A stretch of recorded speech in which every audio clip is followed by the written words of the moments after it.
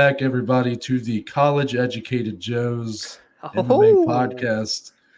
We can officially say as of today we are both a couple of bachelors in multiple ways. And but thank you for joining us. This should be a good episode. I am literally going through graduation weekend, or at the tail end of it, I guess, kind of wrapping up everything with that. So my apologies. There will be some elements of the show that I may be a bit behind in. I tried to watch as much as I could this weekend, but some things kind of life happens, man. Some things got left to the cutting room floor, but always to pick up my slack, always to catch me when I fall, or at least try his best. This is my friend Dominic Slee. Dominic, how are you doing? Always here for you, Noah. I'm doing good, man. Congratulations once again. You are a college graduate. Graduate. Maybe I need to go back for undergrad. Anyway, talons up, Falk. Yeah. It's going to be a good episode, man. There were good fights. Obviously, it was the last UFC event of the year, and they delivered. I mean, 13 fights. There were 10 finishes. A lot of big takeaways for us to discuss. And, life's good. We're heading into the holidays. It's the week of Christmas. If you celebrate Christmas, Merry Christmas. If not, Happy Holidays still. Enjoy your friends, your family. No, it's going to be a good episode to kick off the week. How was your weekend, and how do you feel? Tell the people, do you feel smarter now that you have that piece of paper? No, I feel quite dead in the brain. No, I feel very blessed, very lucky to have been, in the place I'm in, to be the first of my family to get a degree. I understand the weight of that, the how big of a deal that is, but somewhere along the way, I kind of learned that much of the reason I was able to get through the hard times, while I was able to dig down and work harder, take on 2 jobs, things like that at certain points, was because of that blue collar work ethic that my parents and others in my family had kind of engraved in me from day one. So I spend all this time and, resources because I wanted to make a better life for myself, wanted to not necessarily have to work the kind of jobs my parents have had to do to make a good living. Right. And then I kind of realized that the reason why I can even work that hard to begin with is because of jobs like that. So, amen. Well said, Noah. Kind of a weird 180 or whatever you want to call it right there, where you kind of realize it was me all along. You look in the mirror and I was looking at the blue collar men and women of America. Everything comes full circle, right? Yeah, but it feels good. I got to see my parents, my family this weekend, and obviously they're all very excited. But we're here at the end of it, so it's time to buckle down. That's right. Talk about some MMA for a little bit. Let's do it, my friend. Start with the fight announcements. We got one that's going to go under the radar. Yeah, but it shouldn't. It shouldn't. And that's because Pat Sabatini will be taking on Gavin Tucker on April 9th. Kind of when it comes to the guys that the UFC have invested in, that the UFC are looking to really push moving forward in this featherweight division, it's kind of the present versus the past. Yeah. Both still young guys or guys on their way up, but Pat Sabatini is clearly being looked at as more of like a present prospect, a guy that they can really build up, while Gavin Tucker maybe has lost a little bit of his shine. He did get knocked out cold by Dan Ige, who is a top 10 featherweight, so not necessarily anything to bat your eyes at. But also, Gavin Tucker just been a lot less active over the last few years. So Dominic, even though I think most people going in are maybe expecting Sabatini smash, can't overlook Gavin Tucker here, right? No, not at all. I mean, Gavin Tucker is another phenomenal grappler. I mean, he sort of reminds me of the featherweight Sean Brady. He was undefeated going into that fight with Danny Ige, got clocked with a clean right hand, and that was it. Has he even fought since then? I can't remember. I don't think he has. If he has, let us know in the comments. But regardless, now to come back and you're still fighting one of the best grapplers in the division in his own right with Pat Sabatini, it could be, one of those where maybe the two wrestlers cancel each other out. Is it going to be on the feet? I still don't think so. Sabatini is so relentless on getting that fight to the ground. Can Gavin kind of use his grappling to defend, stay on the feet? It will go under the radar, but it is a pretty important fight for both these guys, especially like if you want to crack into these featherweight ranks and make a name in 2022.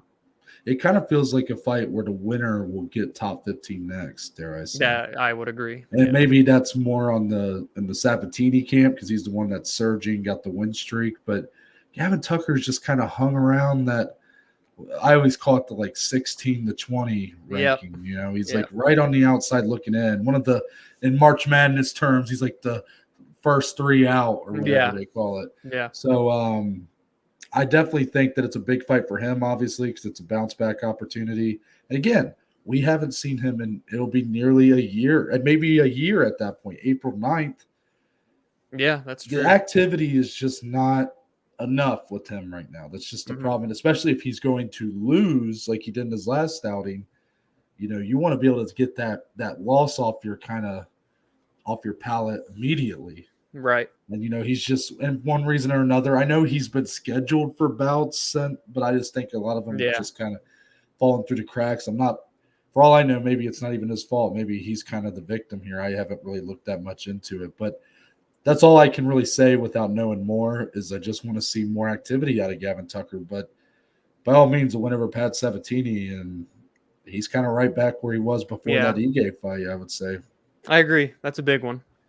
So that's all for our fight announcements, and we're going to go straight into the regional showcase. That's right. Titan FC 73 was on the ballot, and one of us did our homework. Kind of, sort of. I'll let you take a guess which one. But I'm going to be here to facilitate the discussion while Dominic will give us the rundown of how Titan FC was this Friday. So, Dominic, as I always ask you at the beginning, kind of tell me what stood out to you about Titan FC. What fights, what fighters, what about this promotion, the good, the bad, the ugly? Take it away. The good, the bad, the ugly. There was a little bit of every one of those, Noah. This was originally supposed to be a 7-fight main card. We ended up getting 6. There were 2 title fights on the line. One was the vacant bantamweight title. The other was for the welterweight title in the main event. We had split decisions. We had a draw. We had a no contest due to an illegal knee. We had a fight get canceled during the broadcast because a fighter passed out backstage. This was a little bit of everything, and it did take place in Florida. Titan FC is a Florida-based promotion. So when in Florida, expect a little bit of madness, and that's what this card was.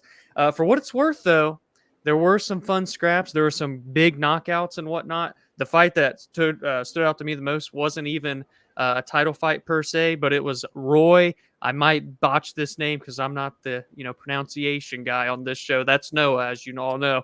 But it was Roy Echeverria versus Huáscar Cruz. It was a split decision. It looks like Huáscar to me. But, dude, they were going back and forth.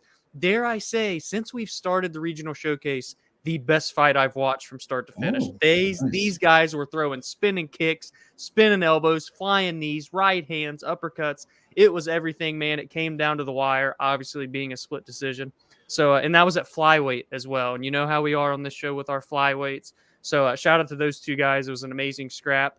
For what it's worth, Ira Lukowski did win the vacant bantamweight title with a 17-second knockout into round number 2. Vicious right hand. It was all over Twitter on Friday night. So I did see that before I even Actually, I think I did see that on Twitter now that I think about it. And I guess that's a guy that's been on the UFC's radar, even had a fight scheduled at one point for the UFC, got canceled, and then he went to Titan FC to do this fight. And then Delano Taylor defeated Marcus Edwards via split decision to retain the welterweight title in the main event. So, man, this card was all over the place. Like I said, there was a little bit of everything: finishes, controversy, split decisions, fun scraps. But it was a really good card. This was our first time breaking down Titan FC for a regional showcase. It was a fun one, Noah, I must say. Yeah, I feel like the fact you said this is a Florida-based promotion says it all. Right? You get a little bit of that Florida flavor. Yeah, exactly. Roxanne Modafferi, also her at the time now fiance, was fighting on this card, right? And yes.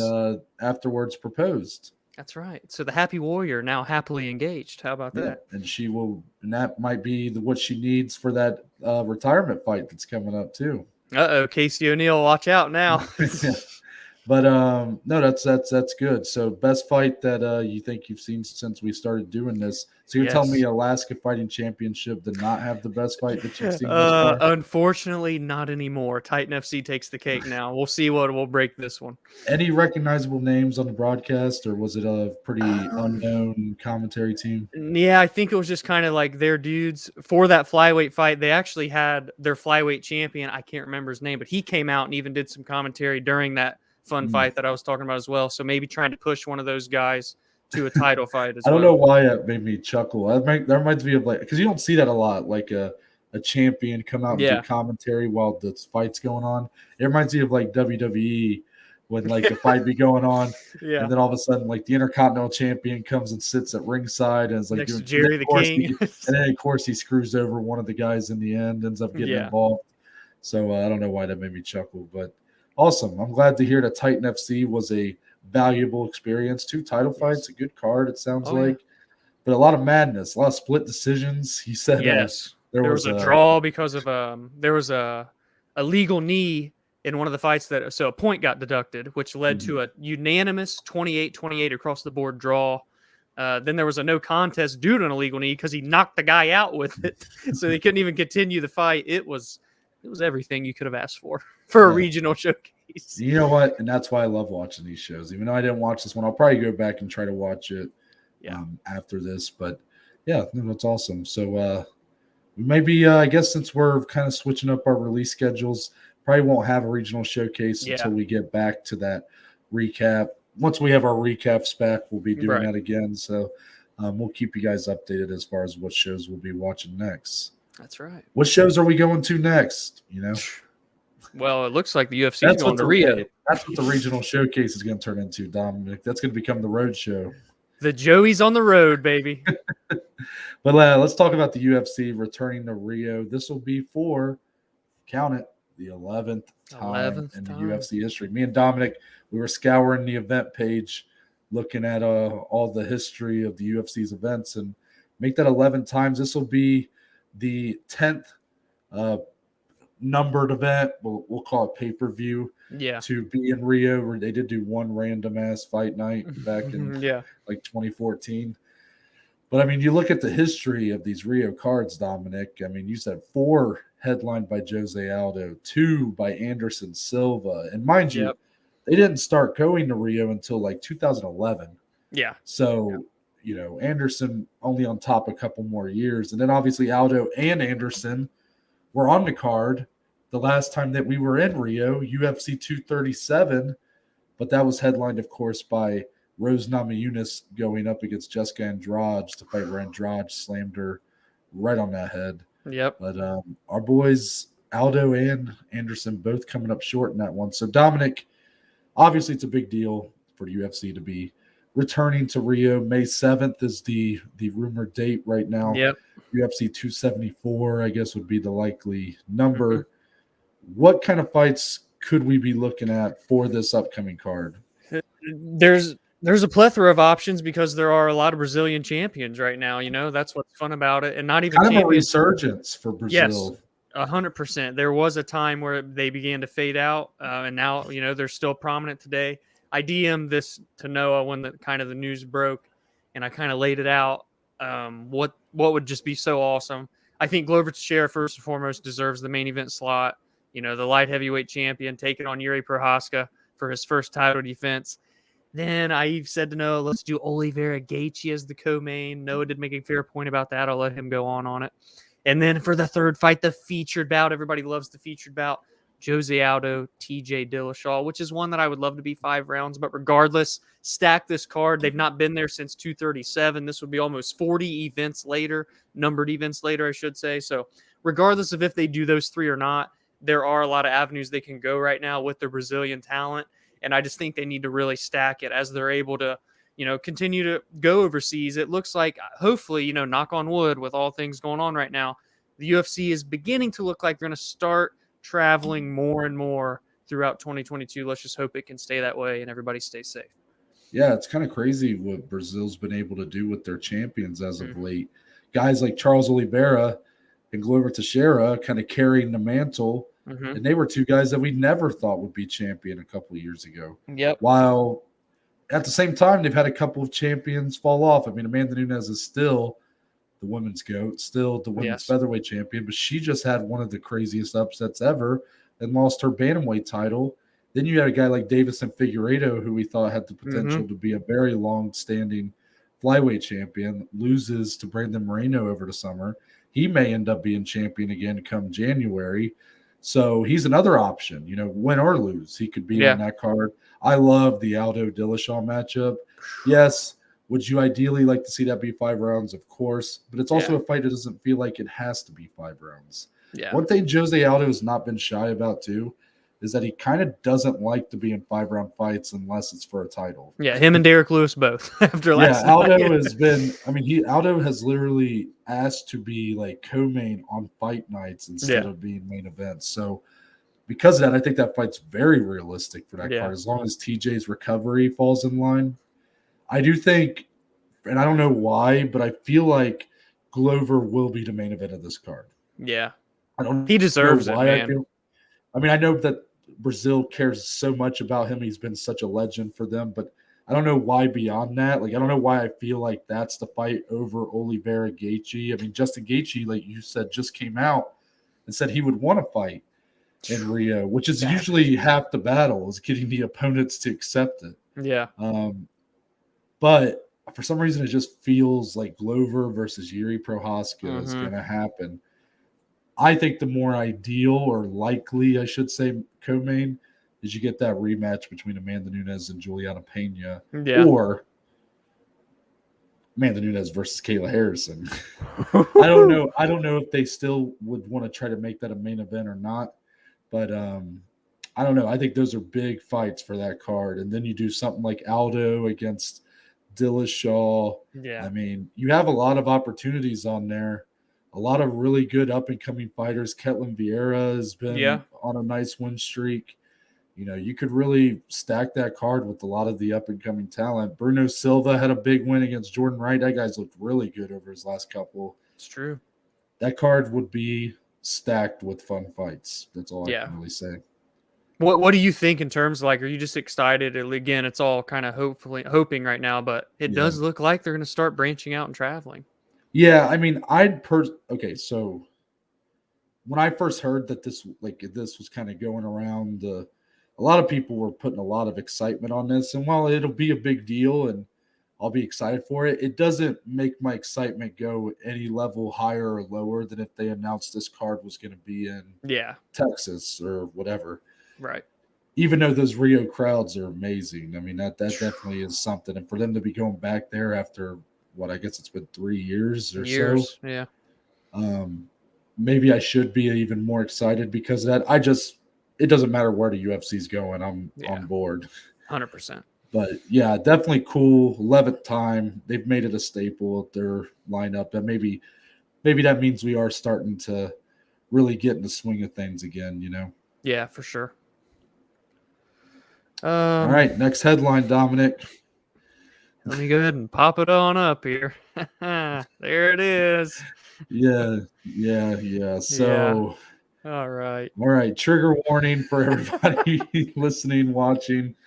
We're about to talk about Jake Paul, and this is the topic. So Dominic told me today, he's like, I don't care what our episode looks like. He's like, you can put the layout however you want, but the one headline I have to have on there is Jake Paul knocking out Tyron Woodley in their second fight in round 6.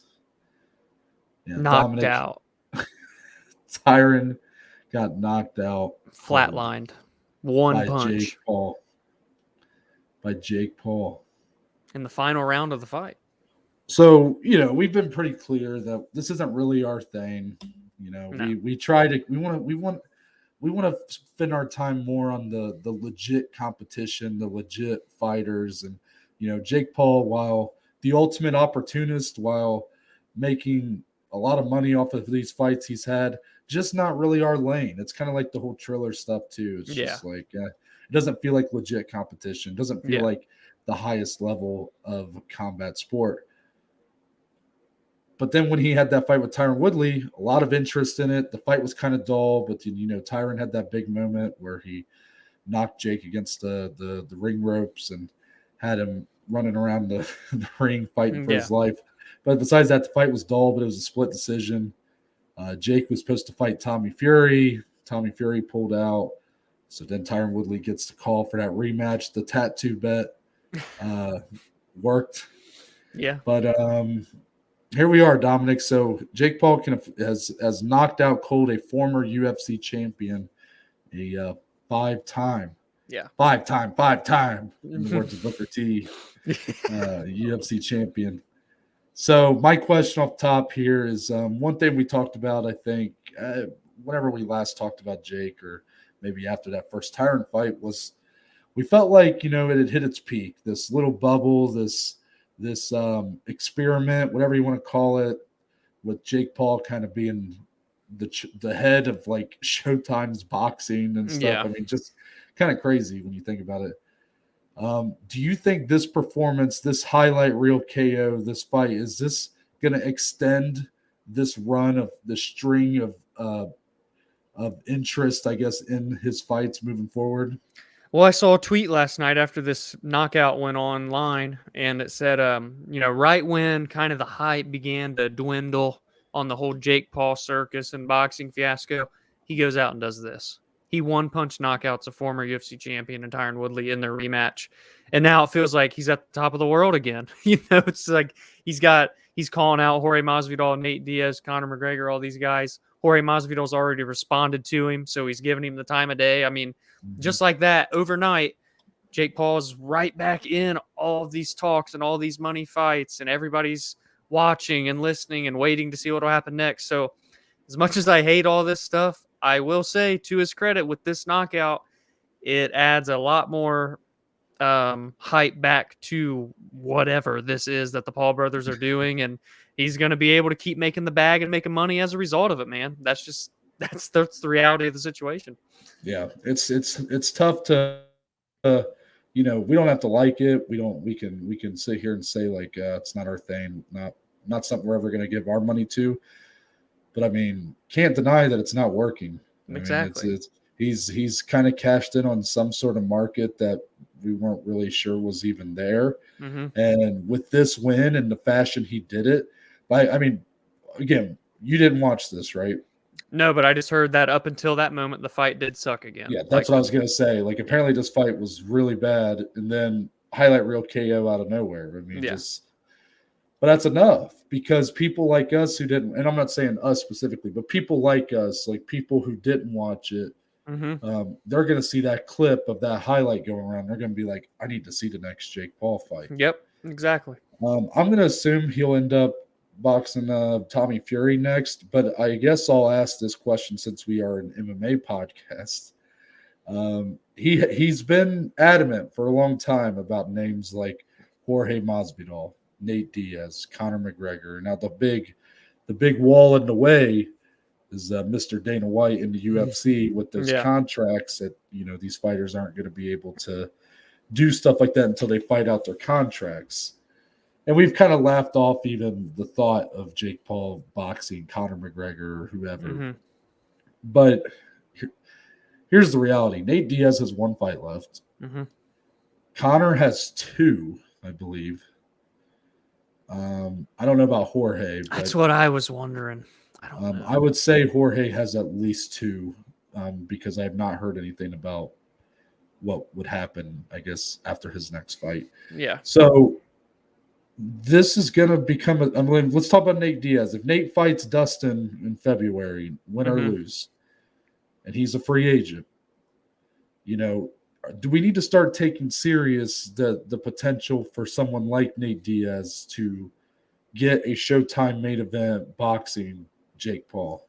No, I think it's completely in the realm of possibility. When these guys are recognizing Jake Paul and speaking his name, that leads me to believe they're interested, right? Because they know that the payday's there, and they probably feel that they can win. I mean, right? Nate Diaz is a great striker and boxer, very technical. With one fight left, it does look like it's realistic. Truthfully, though, like to me, Jorge Masvidal seems like the guy that's most interested in wanting to get his hands on Jake, but he also did say at the same time yesterday, you don't have the money, you don't have my numbers. You say you pay these guys 50 million, 100 million, but we all know that's not the case, blah, blah, blah. You come to the UFC and fight me, yada, yada, yada. So Jorge's the one that gives him the most like sound bites and the clicks on social medias and the storylines. But that's kind of just not as realistic as a guy like Nate Diaz who has one fight left and then he's a free agent. So, long story short, I do think it's possible Jake Paul does eventually get his hands on one of these guys in one of these boxing matches. It's not improbable by any means at this point. I can't say any of it is because here we are. He's fought Ben Askren already. He's fought Tyron Woodley already. So, yeah. It seems like the end game is a Conor McGregor fight. Do you think that ever happens? I don't know, man. Conor, I would be shocked, truthfully, to see Jake Paul versus Conor, but you truthfully just never know. He's able to get these guys to come over and fight. Right now, that feels like the least likely to me out of like at least those three names that are constantly the ones being brought up. But a couple years down the line, when Conor maybe is no longer in the UFC, just maybe we see it. But right now, I don't think if I had to put money on the line, I don't think we ever see Conor McGregor versus Jake Paul. I don't know. What do you think? I don't see it happening unless Conor's stardom gets lessened.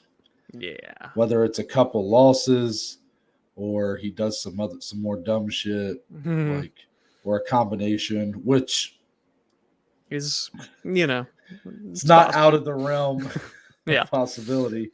But, never say never, but it's just, I don't know. I don't think Jake Paul necessarily needs a Conor McGregor fight. I mean, the guy seems like he can do good business now with Tommy Fury, with who knows? I mean, he's kind of tried to be really doubling down on this whole boxing or him versus MMA kind of thing. He even said some shit about Dana, I think, after he won.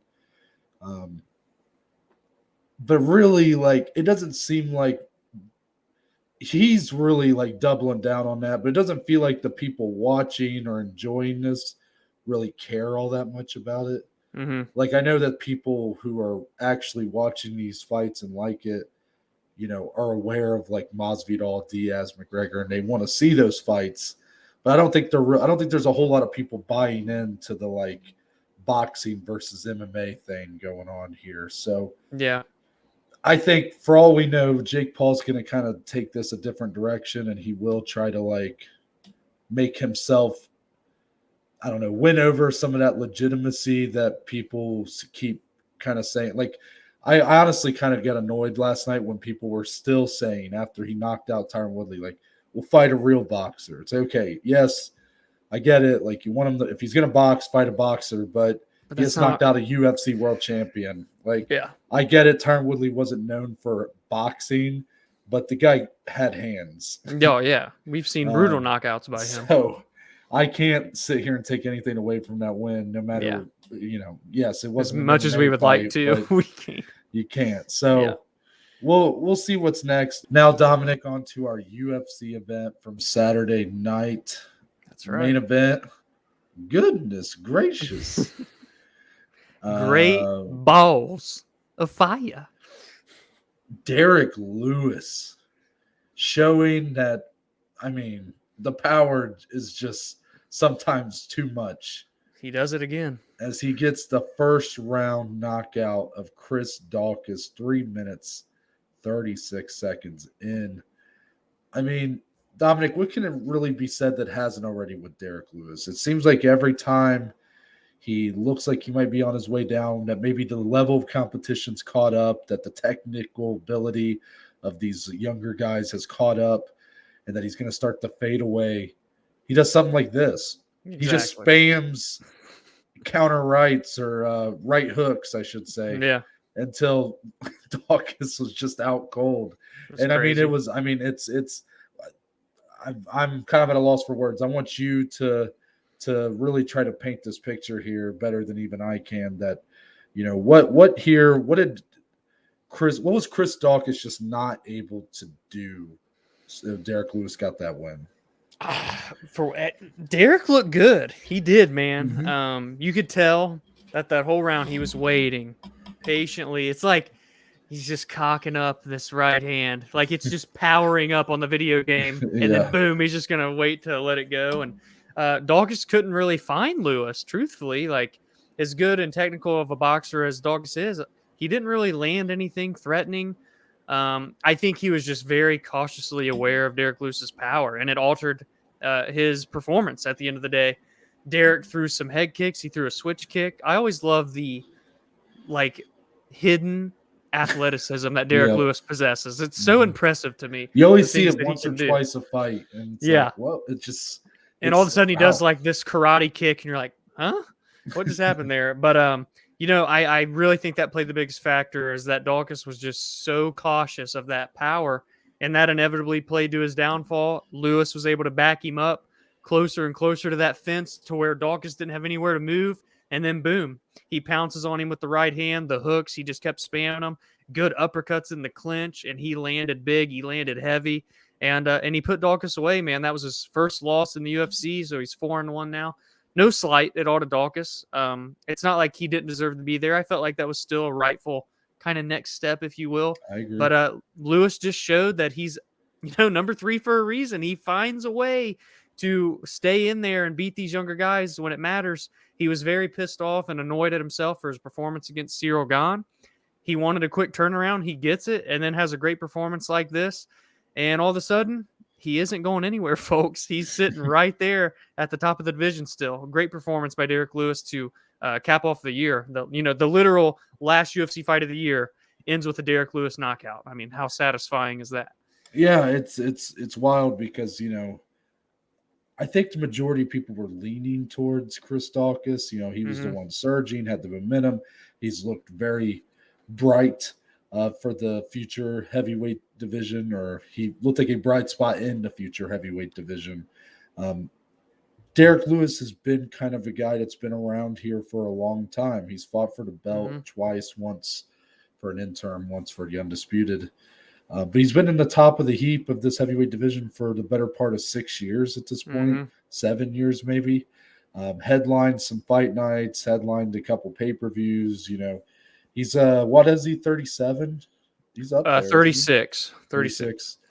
So no, not young by any means, but it felt like, after that loss to Gane, it was like, okay, reality's going to set in again. Now it's time for Lewis to take his licks as he goes down the ladder a little bit.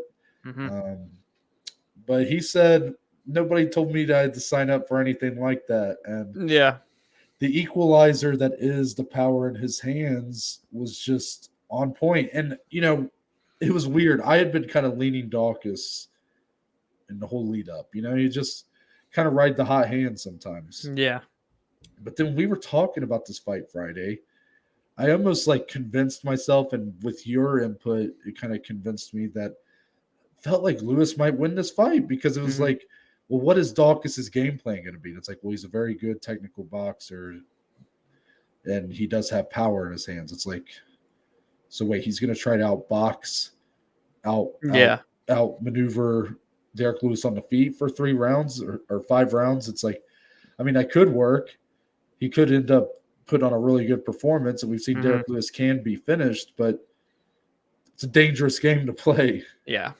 And for a guy who just made his debut in the promotion in August of 2020, I believe is what I said, which, by the way, was the month that we started this podcast. So Chris Daukaus has been fighting in the UFC as long as we've been doing this, which is not that long. Exactly. So, he'll be back. That's the thing about heavyweights, is they'll all kind of win and lose against one another in the top 10.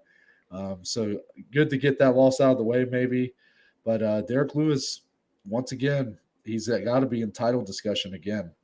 I still think he needs one more.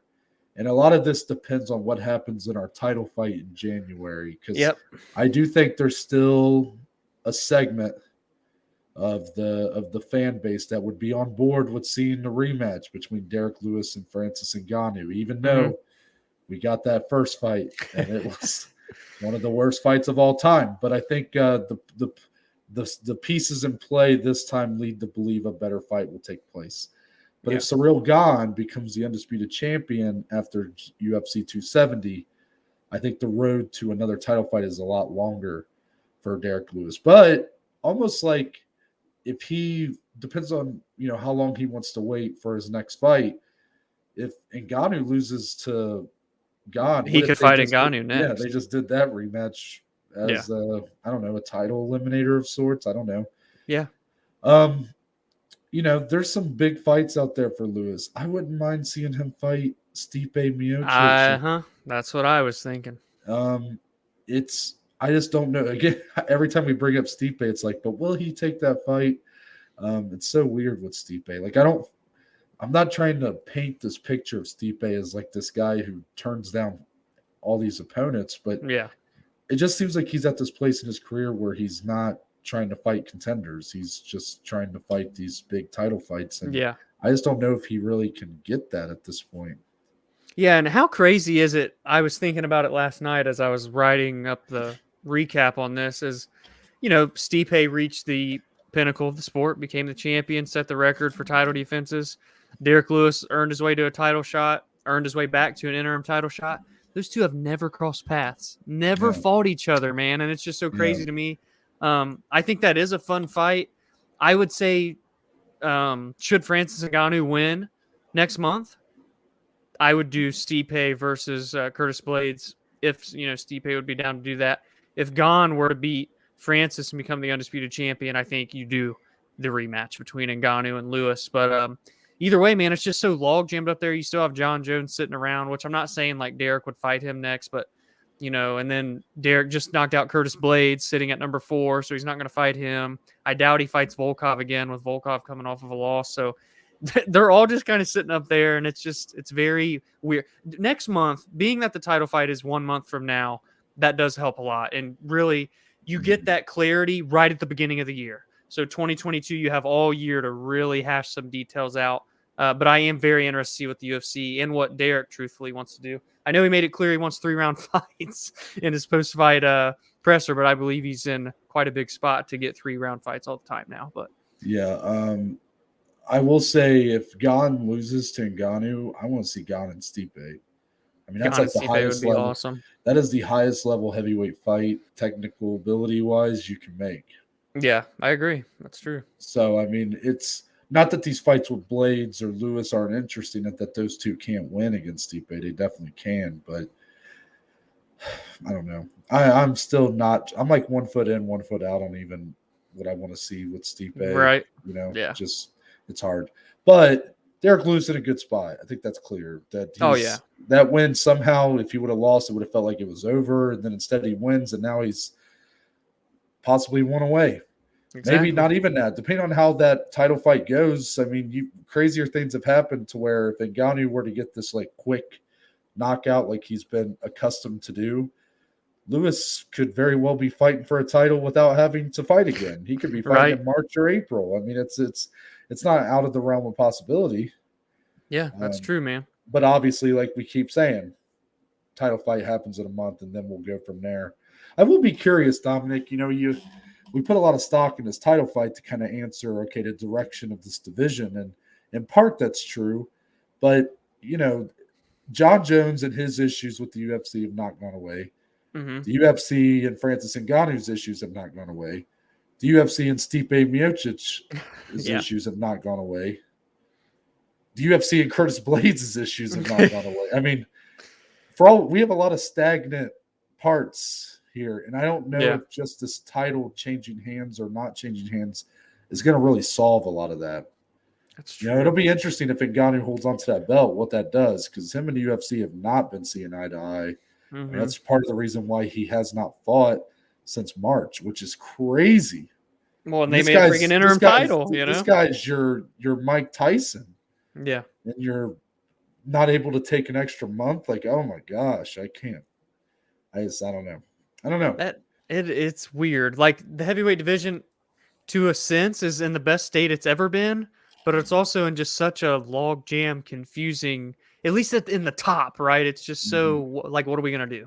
when you It's have like guys like while we're John. waiting for guys like Daukaus and Aspinall to become serious contenders, Mm-hmm. this is kind of where we're at. It's a lot of like people with their feet, with their legs in quicksand, almost like, or something. A lot of these guys, and it's not all their fault. It's a lot of people having issues with the UFC, with pay, with the kind of respect or lack of they're getting. And I'm And a not lot of saying them that. are veterans that have been there Yeah, for years outside of yes, Cyril Gahn. yes, 100%. So I just don't know, how quickly will these issues get resolved with all these guys? Will John Jones even fight in 2022 at heavyweight? Yeah. There's so many what ifs, but it has the potential to be a monumental year for that division. Oh, one of the biggest ever, potentially in the division's history, for sure. But will it go to fruition? We'll see. We'll see. Co-main event. Here we go, Noah. Oh, I definitely wrote this headline drunk. I'm sorry. Belal Muhammad defeats Stephen Thompson via unanimous decision, gets the biggest win of his career, is now going to be catapulted potentially into the top 5 of this welterweight division. Dominic, what the fuck just happened?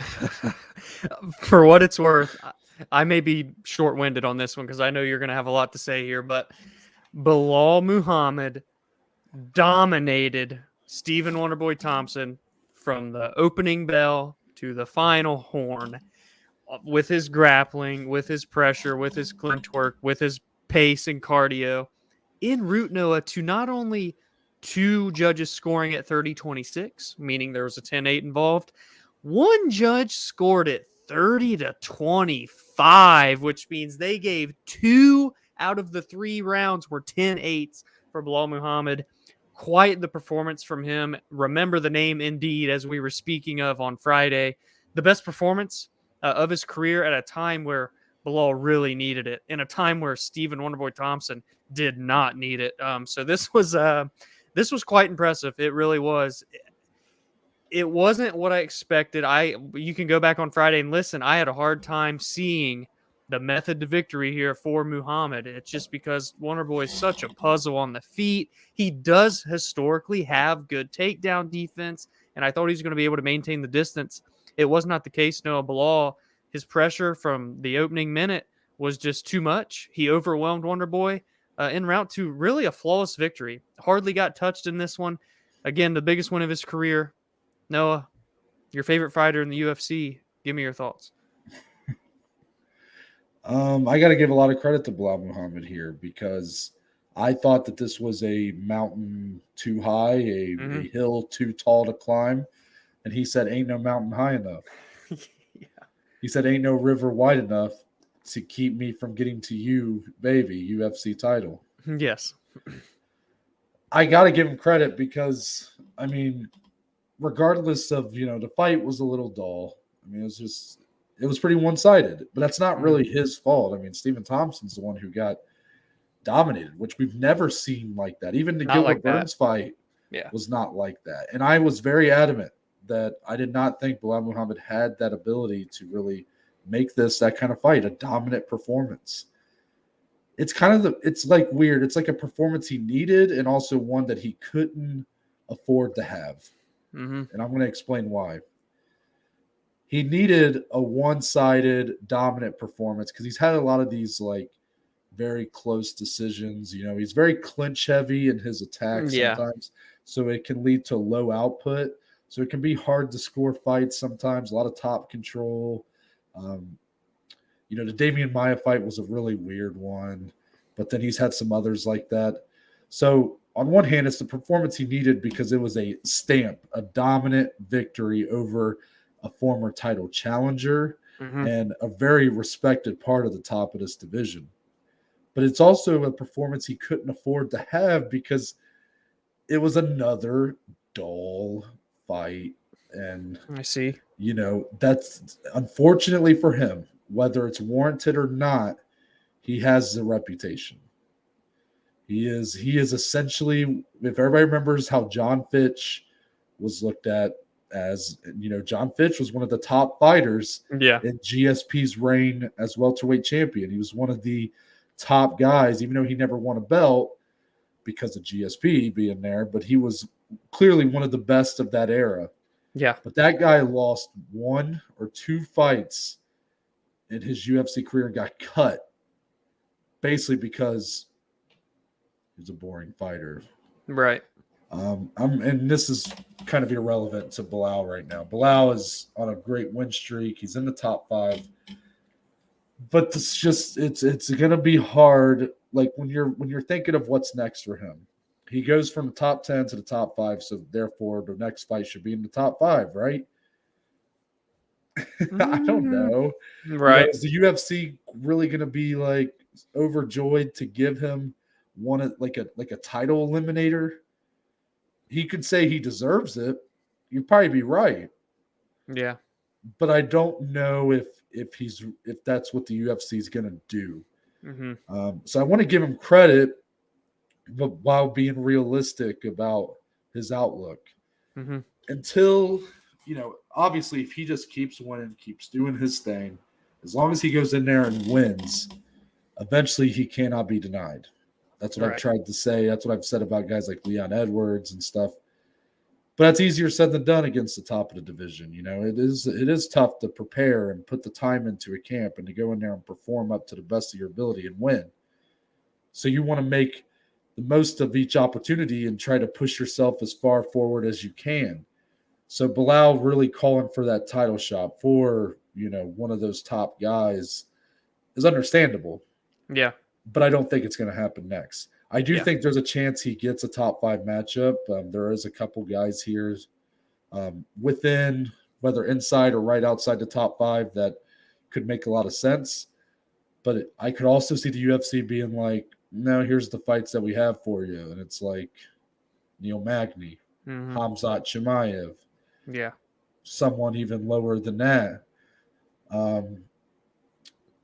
Right now, if I had to give a name, and I didn't give this name off recording, and I don't know if this is, should we go ahead and move into this part where we're kind of saying what's next for? Yeah.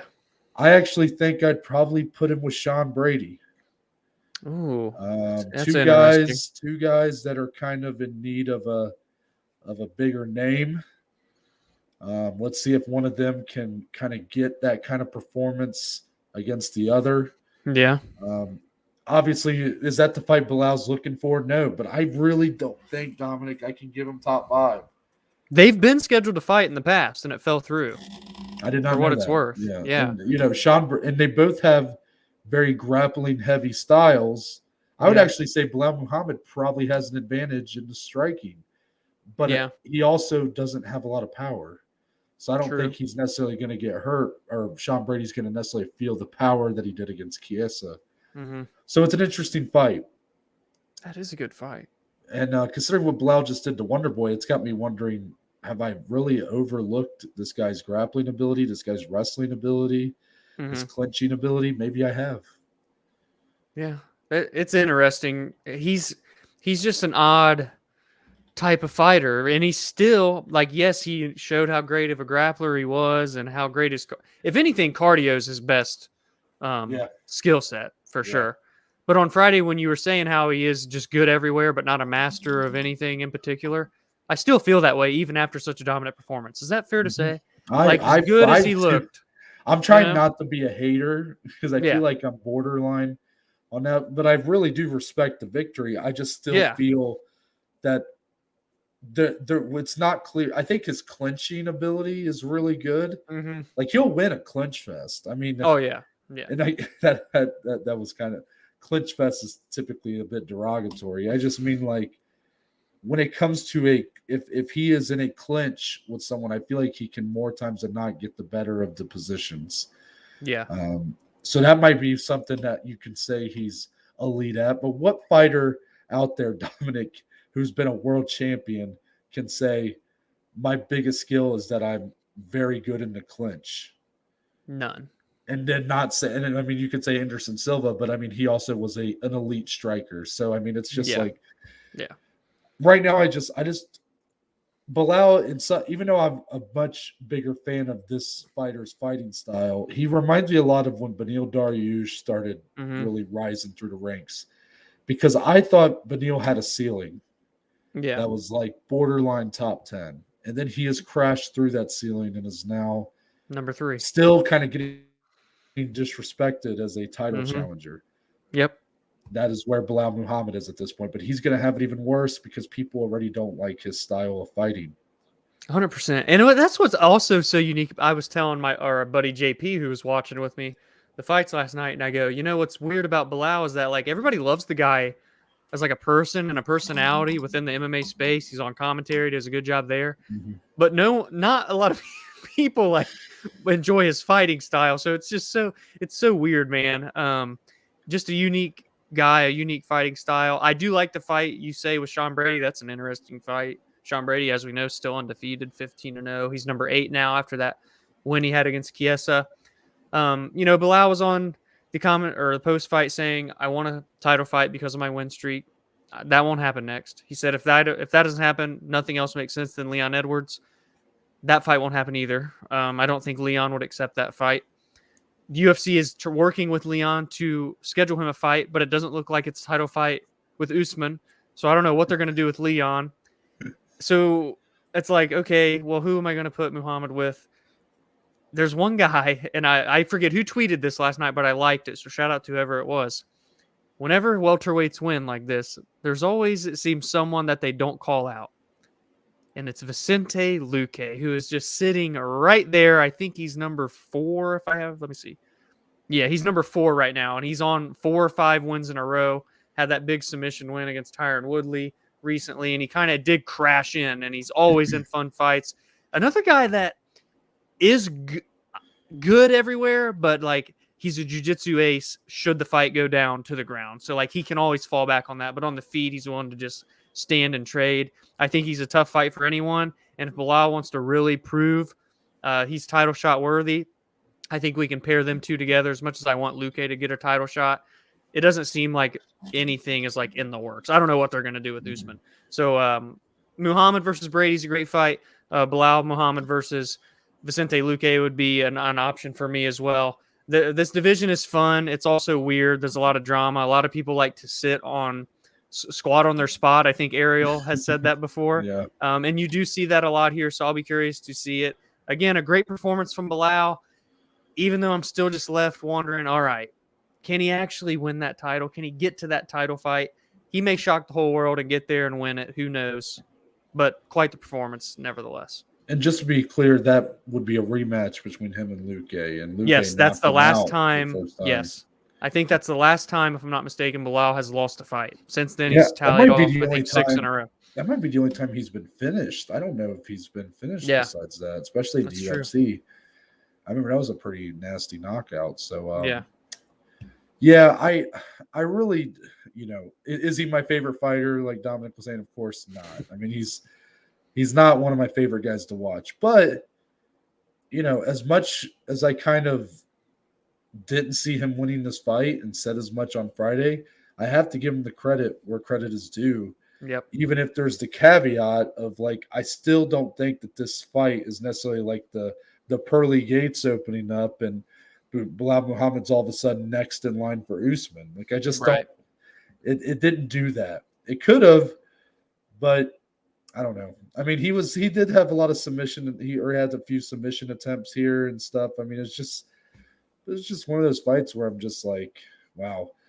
I guess one of the reasons is maybe it just said more about Stephen Thompson. Do you think? Did you have that feeling, Dominic? Did you feel like this just said more about where Wonder Boy is at this point in his career? There were moments where I was watching it. It didn't look like Wonder Boy was there. Like he just looked done and drained. And I looked at JP. Wonder Boy is our friend JP's like favorite fighter. So he took it. It was a tough loss for our buddy to watch that one last night. But I looked at him and I'm like, man, if Wonder Boy, I know he historically, again, has good takedown defense, but when he's down, he's not getting back up. Like, especially if he's flat on his back, he's not going to be able to get back up. And that is just he's a lighter guy in this division. Yeah, he's a lighter kind of guy. and Yeah, It, just doesn't have the best technical ability on his back. Yeah, as great of a striker as he is, there are a lot of weaknesses in that grappling realm, and it's now been exposed twice in a row here. So he just signed that new contract with the UFC. It's a 6-fight deal, so he's got a lot of fights left in the UFC. But this one was tough. This was one I felt he needed to win to really stay in for title contention status. But now this is going to be a pretty big setback. I'll be curious to see how Wonder Boy will look to bounce back here. I'm not going to rule him out completely, but it's going to be a long road back to the top. I'll say that much. I would say I'm ruling him out of title opportunities until further notice. Yeah, right. Until he can make me believe again, because I'm sure he will, because I love the guy. Yeah. If the matchup with Hamzat doesn't happen, do Neil Magny. Neil Magny versus Wonder Boy? Yeah. I mean, another guy who offers an interesting wrinkle to the striking fight, because Neil loves to slow that fight down. Yeah. But what he's likely going to do is try to get Stephen up against the cage, clinch him, kind of like what Belal did here, but to a lesser degree, I guess. Mm-hmm. I don't know. Maybe I shouldn't even matchmake for the guy.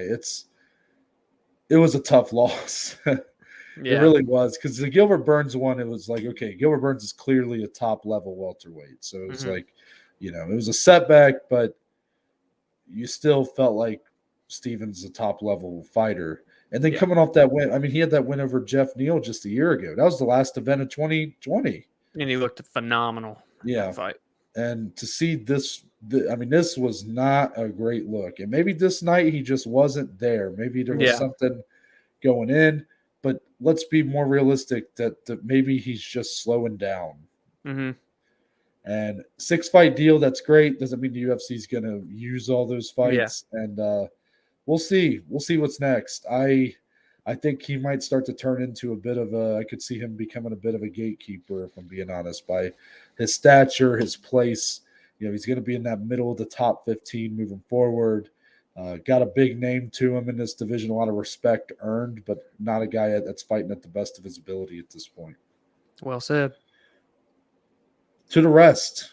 The rest. Now, here's one I want to get your thoughts on, Dominic. Amanda Lemos gets the split decision win over Angela Hill. A split decision in an Angela Hill fight? No way. Well, this is where my question was going to lie. Is Angela Hill the unluckiest fighter in UFC history? Well, Noah, check this out. Angela Hill is now 0-4 in split decision fights inside of the UFC. And what's crazy is, like, sure, there's been some split decisions in the past that haven't been warranted. It's like, why was that a split? Yeah.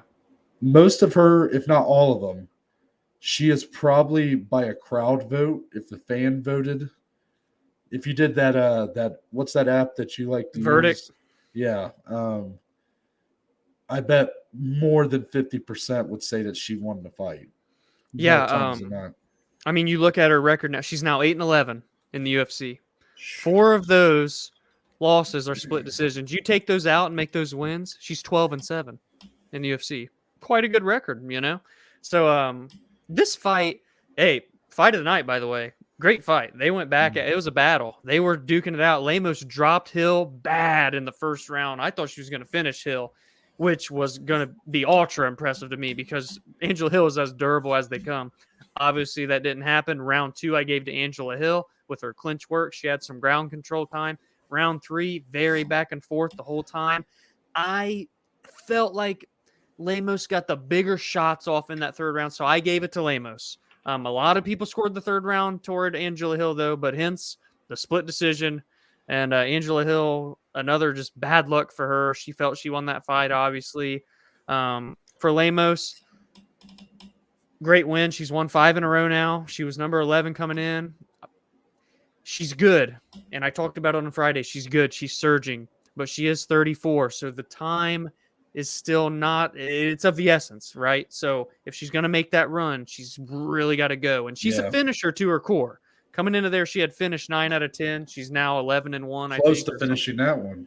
Close to finishing this one. So she is good, and she is a threat to the people in the top 10 of this division. It's just like, you got to go. If you want to really capitalize here, you got to be active. So, and then for Angela Hill, a tough break, right? Another split decision loss, as I mentioned. I don't think like she's going to get cut or anything. She's in fun fights. We always talk about how she's in these fun fights.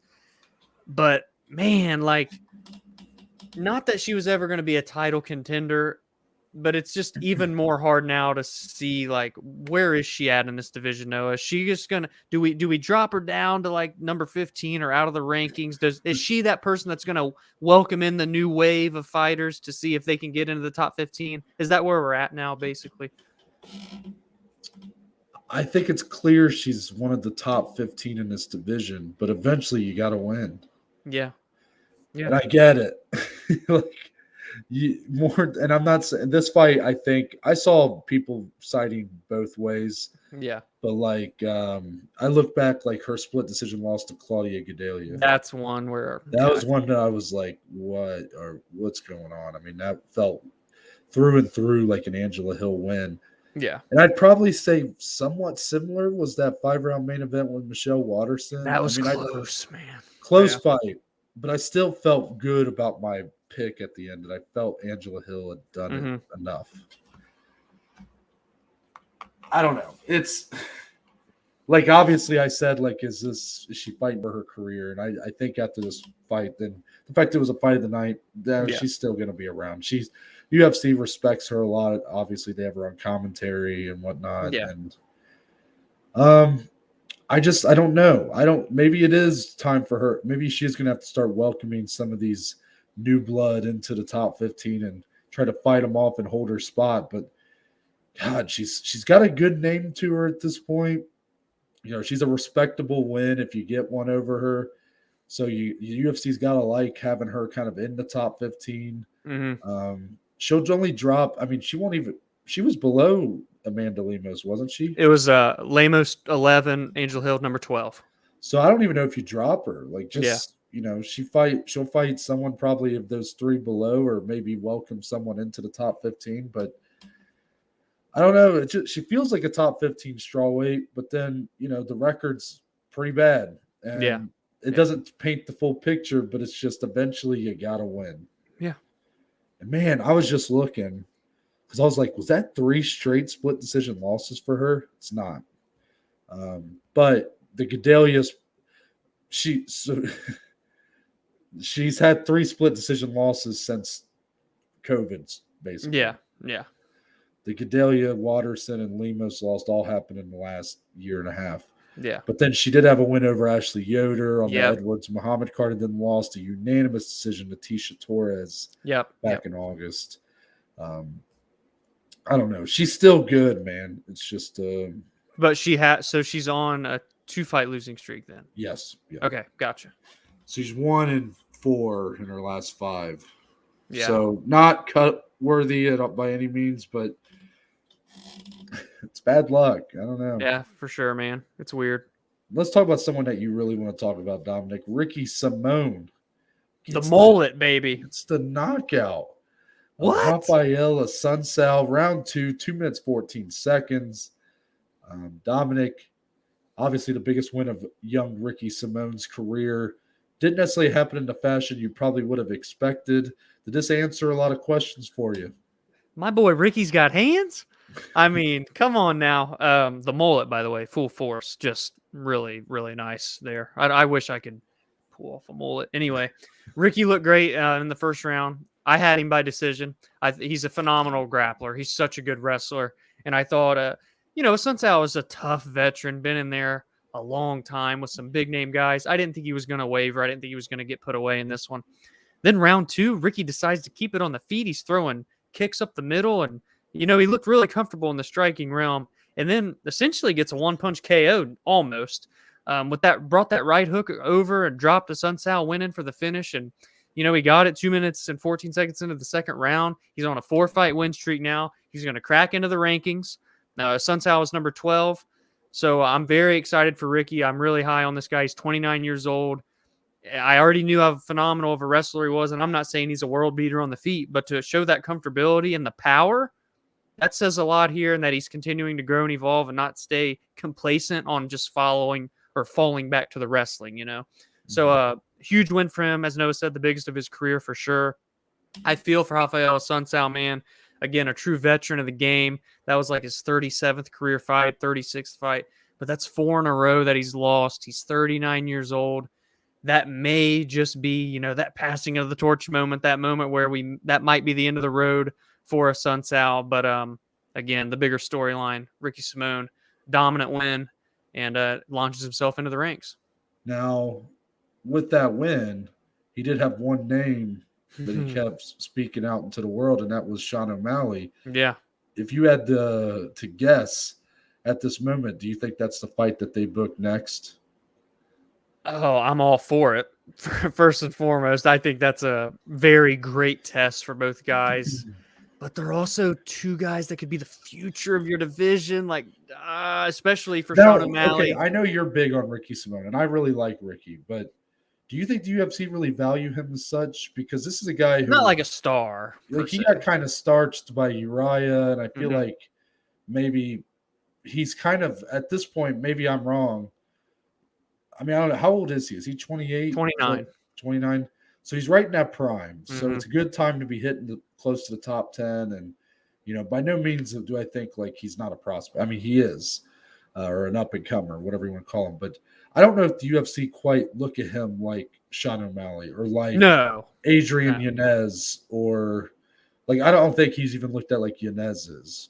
And I think that's because of his fight style, right? So again, that's why this win. I think it's really helps just the fact that he's taken some losses along the way. Right. So while he seems to be fighting at a higher level than he was at that point, the UFC might just see an opportunity for a guy who's calling out Sean, who really wants Sean, who's realistically a good opponent for Sean. Not saying that he would.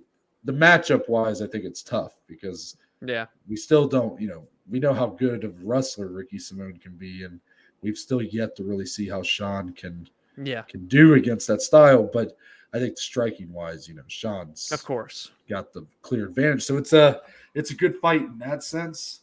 I want that to be next, but I'm still thinking the UFC is going to try to do him and Cody Garbrandt or something. And I'm all for it. And again, there was that rumor that they were trying to put it together before that Chris Daukaus fight and stuff, and they call each other out, they tweet back and forth. I'm all for it.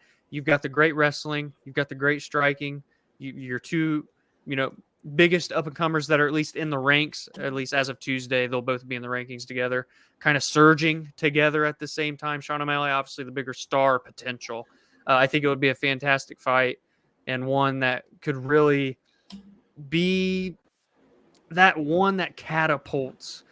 Obviously, like Sean O'Malley is already there in terms of the name value, but to really show he's a legitimate threat to like the title, a win like that over such a great wrestler goes a long way. And the same can be said for Ricky Simón, not in terms of star potential, but in terms of your actual potential of chasing a title, beating a guy with amazing striking that stylistically is a bad matchup for you will go a long way. So yeah, it really is. Even the star potential for a win like that, because if he were to beat, if you beat Sean O'Malley on that, I mean, the amount of people that I saw tweeting about Sean O'Malley's fight a couple weekends ago, who don't really watch fighting all that much. I mean, it's very much like he is starting to get to that level, or he's on pace to get to that level of a Jorge Masvidal, a Nate Diaz, those guys who they bring in fans, but they're not necessarily like bigger than the promotion, like a Conor McGregor, Ronda Rousey,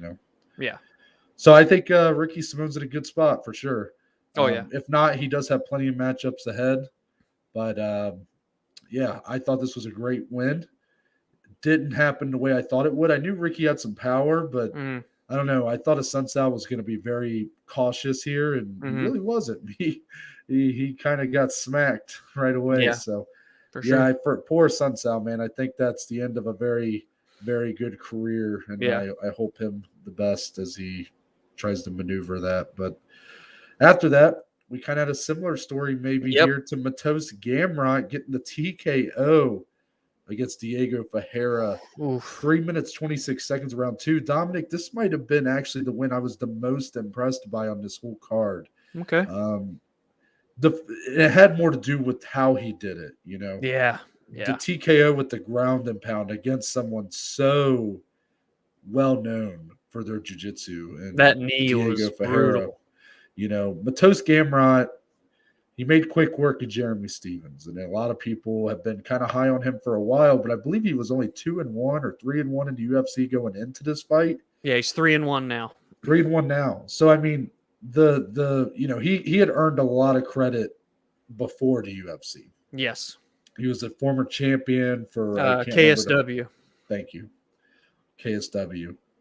So he had already kind of earned a lot of respect before coming in. Yeah. But, you know, he had a loss early in his career, you know, did have the nice win over Jeremy Stevens real quick. But here against Diego Ferreira, I was really kind of unsure. I really thought Diego Ferreira might give him a much tougher fight than people thought. Yeah.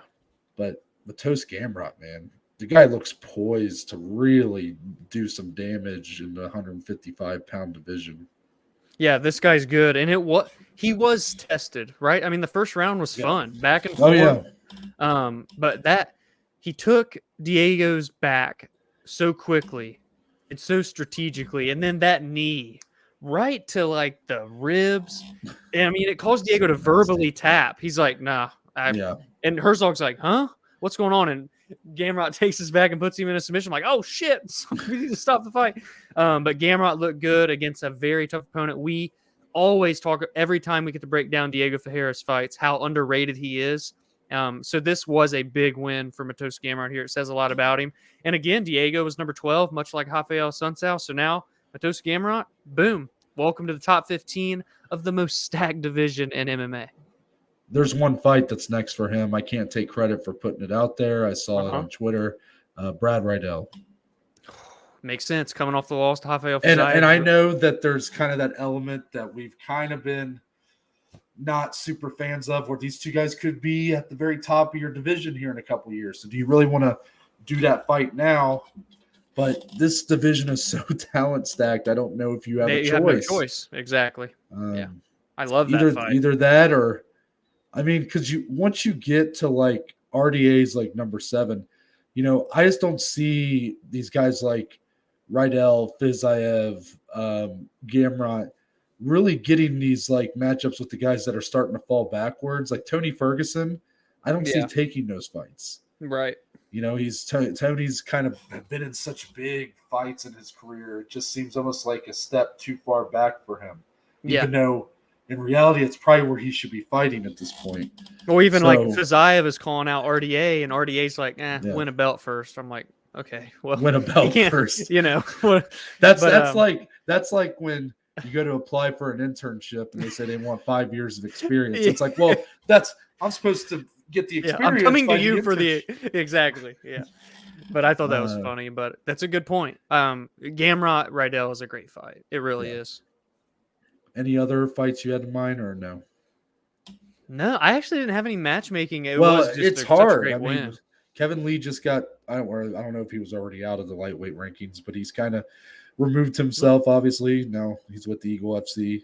Who's in that back half? I mean, you have like Joao Alvarez just entered top 15. I like Joao Arman Saryukin. And then Brad Riddell is number 14 right now. I mean, shit. And you know, you'd reach through the screen and punch me in the nose if I said Gregor Gillespie, which I'm not going to. I know. It's hard though, because who's Gregor really going to fight? Hey, he called out Tony. That's what I want to see, but I just don't know if Tony's going to take it, man. I just don't know. But this I mean, that back half though. Oh my God. This division's nuts, insane. Yeah. Let's talk about a couple old dogs. Who says you can't teach an old dog new tricks? Cub Swanson. Man.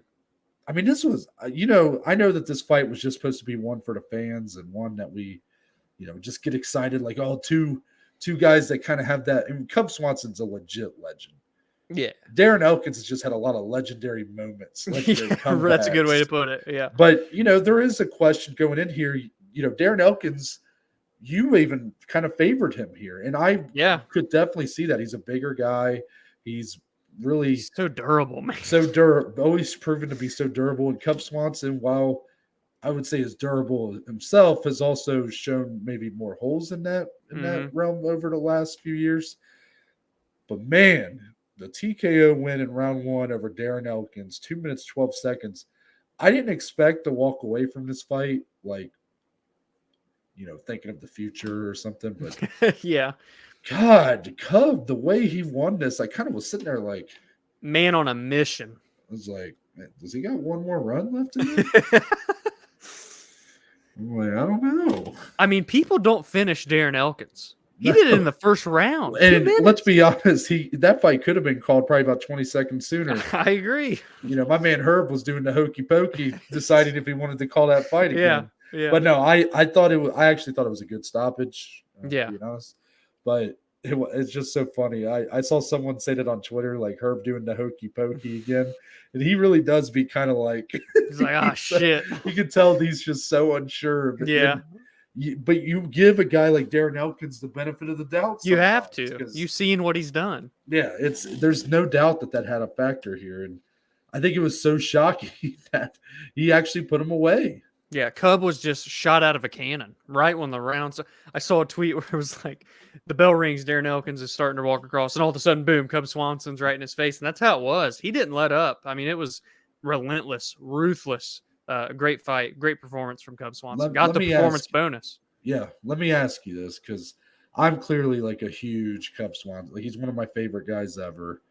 So I might be a bit biased. But when you watch this, knowing Cub Swanson's age, he's not even ranked, at this point. Mm-hmm. Could you really foresee, like, was it just a great win, a great moment, and that's kind of all there is to it? Or was there more to that performance where you're kind of like, oh, okay, so he still got it. Maybe he can really still maybe try to make some, if he really wanted to, he could maybe push top 15 again, top 10 again. I mean, Noah, who he truthfully reminds me of, especially with a win like this. And, that back half of the top 15, that 16 to 20 is kind of what this was. He reminds me of another OG that you love so much, and Andrei Arlovsky. I mean, I'm just going to be honest with you. These guys find ways to get wins when they need them most, and they stick around. And they'll win 1, they'll lose 2, they'll win 3, they'll lose 1. Like, they just find ways to do it. And I was left after this saying, Cub, he's got some fight left in him. This old dog ain't going anywhere quite yet. So this isn't the last we've seen of Cub Swanson. And I don't think it's the last we've seen of Darren Elkins either. But for Cub, man, what a great showing. And had his family there, brought him into the ring. You saw how much that meant to him. It was an awesome moment for him. Yeah. Another performance bonus. Melissa Gatto gets the TKO over Sajara Eubanks. Eubanks having missed weight for this contest by 2.5 pounds, even though that was the least of the weight misses transgressions here. Yeah, let me just throw this point out there right now. A weird place to put this, but man, this card broke records. Yeah. That can be said. It was the first time a fighter has ever missed weight at women's featherweight. Shout out Macy Chiasson. And this one is, shout out to Justin Tafa. Yeah. So we had our first ever weight miss at heavyweight with Greg Hardy. I think that was last year. But then he, second time on the scale, came back. Yeah. That didn't happen here with Tafa. He missed weight, 267 pounds, and that's all she wrote. So kind of that's why we're probably not going to talk about either of those two's fights on here because, I mean, I don't know. It's hard for me to talk. I'm a big guy. I don't have to sit there and cut this weight. But man, it's a little embarrassing if you're at that weight class that's the maximum tough. You can be, Right. Yeah. But anyways, Melissa Gatto gets a win over Sajara Eubanks, who had missed weight. TKO round 3, 45 seconds in. Dominic, I know you felt really strong about this one. Melissa Gatto, someone to stay on the radar. Yeah, man. Women's flyweight. Let's add another one to the list. Why don't we? Because you are a big women's flyweight champion, bro. Yeah. Melissa Gatto seemingly got kind of dominated in the first round. Sajara held top position, as Sajara Eubanks does. Round 2, though, she bounces back. reverses positioning, gets top control. She's like a jiu-jitsu world champion, like a fantastic jiu-jitsu ace. She was 7-0 coming to into this with 2 draws, funny enough. So now she's 8-0. She gets the finish in round 3. Looked so good in round 3. She gassed Eubanks badly in that second round, and I knew round 3, okay, let's really see this skill set here. Let's see what you've got. And, the jiu-jitsu ace, the submission specialist, finishes Sijara Eubanks with a teep kick to the body. Okay. So she gets the TKO in round number 3, 45 seconds in. It was her second fight in the UFC, so she's 2-0 now in the UFC. She fought in August. I forget who it was against. But this was one where I came upon her taking notes. She was on my radar. I love the women's flyweight division. And these young women that are catapulting in are right around top 15, but not ranked yet. It's a very, very deep division right now. I told Noah off recording, maybe a hot take. I think top to bottom, women's flyweight may be overtaking women's strawweight as the best women's division in the UFC. Melissa Gatto here now, right amongst, again, not ranked, but I kind of categorize all these people together. Her, Miranda Maverick, Erin Blanchfield, Macy Barber, Casey O'Neill, Mano Farrow, like so many young. This is that new wave, man. We're seeing it so much in this division right now. It's a very healthy, vibrant weight class, women's 125 pounds. Melissa Gatto, welcome to the discussion. And I think that take gets a little less hot the more you look into it, because those names you just listed off, I mean, it's crazy. That's a great list right there. But I think the biggest reason why people would even brush that aside or scoff at it or something is because at strawweight you have a good champion, Rose Namajunas, a great champion, but it doesn't feel like she feels very not levels above the rest of the competition. Yes, she has 2 wins over Zhang Weili, but then you got all these other contenders that feel very much like they can be a champion. Marina Rodriguez, Mackenzie Dern, among others. Women's flyweight, Valentina Shevchenko is your champion, and she just seems hard for me to say it right now after Amanda Nunes lost, but she seems unbeatable, untouchable. Yes. And like so many levels above the competition. Now, she is for sure above, especially those immediate. I mean, she's beaten pretty much everybody in the top 6, 7, 8. Yeah. But it's just going to take time for those names you just listed to all get up there. And then it'll be interesting to see what the landscape looks like. What fighters are going to grow that much? Is Valentina going to move up to bantamweight? There's some other factors in play potentially that could change the landscape of that division. But no doubt, I'm glad that you're kind of saying that before I'm really hearing anybody else say it. Women's flyweight will be the women's division of the future. The premier, weight class. It's good, man. It's a healthy weight class is good. So last one. Charles Jourdain throwing with reckless abandon against Andre Ewell, gets a unanimous decision win.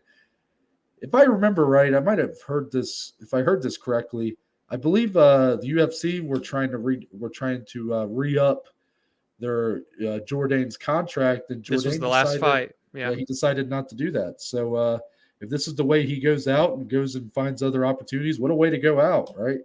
Welcomes the guy into the division, and Andre Ewell, and man, it's just everything he threw just seemed so powerful, just so precise, and I loved everything I saw from this fight. I loved watching that kind of brutal impact. Everything you throw just seeming like it's with such venom, I mean, he was out to make a statement. That's for one. The first round was fun, back and forth, but I sent it in our group chat last night when one of our buddies said, "Man, Jourdain, that was a good performance." I said, rounds 2 and 3 were clinical. He destroyed Andre Ewell, knocked him down 2 or 3 times, kicks to the body, his strikes with his hands and feet. I mean, everything was just with bad intentions. And shout out to Andre Ewell for not, wavering. And it did go the distance, obviously, but that's a tough welcome to 145 pounds. Charles Jourdain, your last fight of your UFC deal, and you put on a performance like this, I think your management's going to have a fun little meeting with Dana White and the fellas.